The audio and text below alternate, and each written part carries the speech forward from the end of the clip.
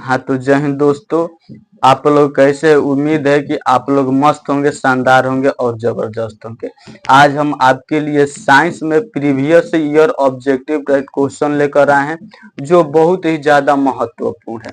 ये जो क्वेश्चन हम लेकर आए हैं ये बिहार बोर्ड के द्वारा किसी न किसी वर्ष में पूछा हुआ क्वेश्चन है और पूरी संभावना है कि आपका जो 2025 में मैट्रिक का एग्जाम होने वाला है उसमें यहाँ से क्वेश्चन पूछने की, इसलिए आप हमारे इस वीडियो को शुरू से लेकर लास्ट तक देखिए, क्योंकि अगर समझना चाहते हैं पूरे अच्छे से तो आपको शुरू से लेकर लास्ट तक देखना ही होगा।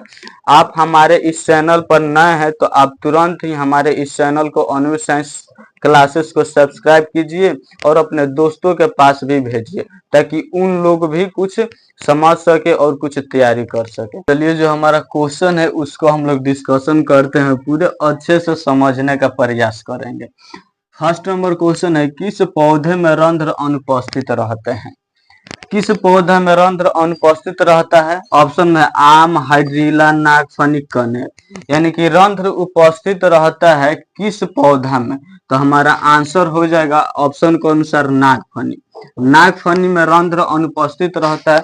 रंध्र का कार्य होता है वायु का यानी कि हवा का आदान प्रदान करना, यानी कि वाष्पोत्सर्जन की क्रिया रंध्र के द्वारा ही होती है। तो जो नागफनी का पौधा होता है, नागफनी के पौधे पर कांटे पाए जाते हैं, आप लोग देखे होंगे। तो इसमें नागफनी के पौधे में रंध्र अनुपस्थित रहता है। अगला क्वेश्चन है कि किन्वन क्रिया पाई जाती है? ऑप्शन में अमीबा, ईस्ट में, हाइड्रा में, इनमें से कोई नहीं। यानी कि जो किण्वन क्रिया पाई जाती है इनमें से किस में पाई जाती है? ईस्ट में पाई जाती है कि अमीबा में पाई जाती है कि हाइड्रा में पाई जाती है कि इनमें से कोई नहीं? तो जो किण्वन क्रिया पाया जाता है वो पाया जाता है ईस्ट में। ईस्ट में किण्वन क्रिया पाया जाता है। अगला क्वेश्चन है, मानव शरीर की सबसे लंबी कोशिका है? यानी कि मानव शरीर की सबसे लंबी कोशिका कौन है?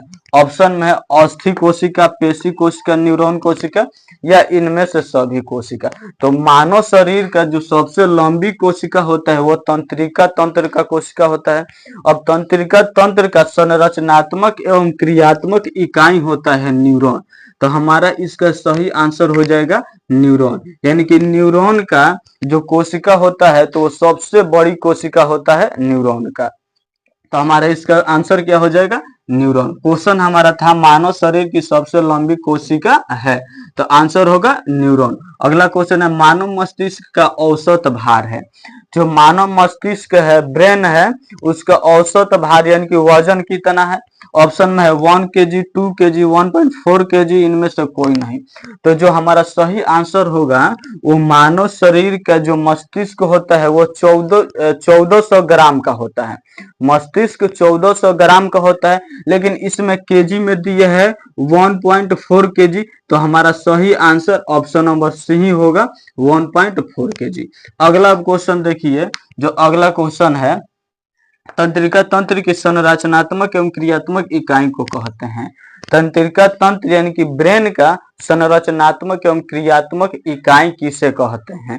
यानी कि उसी से मिलकर ब्रेन बना होता है। जो संरचनात्मक एवं क्रियात्मक इकाई होता है उसी से मिलकर ब्रेन बना है, यानी कि मस्तिष्क बना है, यानी कि दिमाग बना है। तो जो हमारा ऑप्शन में है, ऑप्शन ए में है न्यूरॉन है, ऑप्शन बी में है नेफ्रॉन, ऑप्शन सी में है साइटोन, ऑप्शन डी में इनमें से कोई नहीं। यानी कि तंत्रिका तंत्र की संरचनात्मक एवं क्रियात्मक इकाई को कहते हैं, वो हमारा सही आंसर हो जाएगा ऑप्शन नंबर ए न्यूरॉन। यानी कि न्यूरॉन को हम लोग तंत्रिका तंत्र का संरचनात्मक एवं क्रियात्मक इकाई कहते हैं। अगला क्वेश्चन देखिए, 6 नंबर क्वेश्चन है, किसी वस्तु का प्रतिबिंब कहाँ पर बनता है? वह है, यानी कि मानव आंख में जो प्रतिबिंब बनता है वो कहाँ बनता है, उसका नाम क्या है? यही क्वेश्चन है। क्वेश्चन नंबर इसमें पूछा है कि जो मानव के आंख में जो प्रतिबिंब बनते हैं वो कहाँ पर बनता है? तो ऑप्शन में है कॉर्निया, ऑप्शन बी में है रेटिना, सी में है पुतली, डी में है आइरिस। यानी कि इनमें से किस भाग में जो प्रतिबिंब बनता है आंख में वो इनमें से किस भाग पर बनता है? तो हमारा इसका सही आंसर हो जाएगा ऑप्शन नंबर बी रेटिना। यानी कि रेटिना जो भाग है इसी को हम लोग दृष्टि पटल कहते हैं। तो आंख के इसी भाग में किसी वस्तु का प्रतिबिंब बनता है। इसे दृष्टि पटल कहते हैं। अब जो कॉर्निया होता है यानी कि आंख का कौन सा भाग है जिसे हम लोग दान में किसी को देते हैं यानी कि डोनेट किया जाता है, तो वो हमारा कॉर्निया है।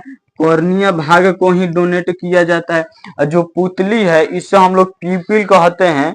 ये प्रकाश में जाने पर जो प्यूपिल का साइज होता है ये छोटा हो जाता है और अंधेरे में जाने पर इसका साइज बड़ा हो जाता है। आइरिस है यानी कि आंख का जो निर्भर होता है आइरिशे के ऊपर निर्भर होता है।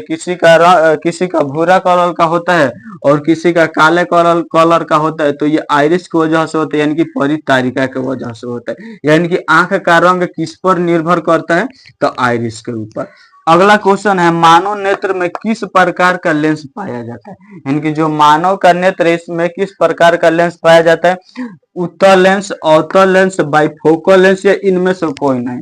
यानी कि जो मानव का लेंस होता है उसमें उत्तल लेंस पाया जाता है। उसमें किस प्रकार का उत्तल लेंस कैसा लेंस पाया जाता है, तो उत्तल लेंस उसमें पाया जाता है। अब उत्तल लेंस वास्तविक छोटा और उल्टा किसी वस्तु का प्रतिबिंब कैसा बनाता है, तो वास्तविक छोटा और उल्टा बनाता है। अगला और लेंस जो ये किस में पाया जाता है, तो आंख में उत्तल लेंस पाया जाता है। अगला क्वेश्चन है स्पेक्ट्रम प्राप्त करने के लिए किसका उपयोग होता है, तो स्पेक्ट्रम प्राप्त करने के लिए किसका उपयोग होता है, कांच की सिल्ली, अवतल दर्पण, प्रिज्म या उत्तल लेंस का। तो स्पेक्ट्रम प्राप्त करने के लिए हम लोग यूज करते हैं प्रिज्म का। किसका यूज करते हैं, प्रिज्म का। अब देखिए जब श्वेत प्रकाश प्रिज्म से होकर गुजरती है तो ये 7 रंगों में विभक्त हो जाती है। और वो 7 रंग कौन कौन सा है, बैगनी, नीला, आसमानी, हरा, पीला और नारंगी और लाल। यानी कि जो 7 रंग कौन सा है, बैगनी है, नीला है, आसमानी है, हरा है, पीला है, नीला है और लाल है।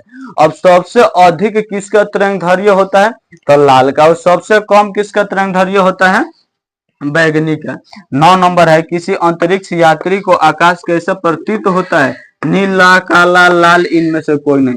यानी कि अंतरिक्ष यात्री को आकाश काला प्रतीत होता है। ऑप्शन बी हमारा सही आंसर हो जाएगा। अब देखिए 10 नंबर स्पेक्ट्रम में किस रंग के किरण का झुकाव अधिक होता है, यानी कि श्वेत प्रकाश जो प्रिज्म से होकर गुजरता है तो ये 7 रंगों में विभक्त हो जाती है।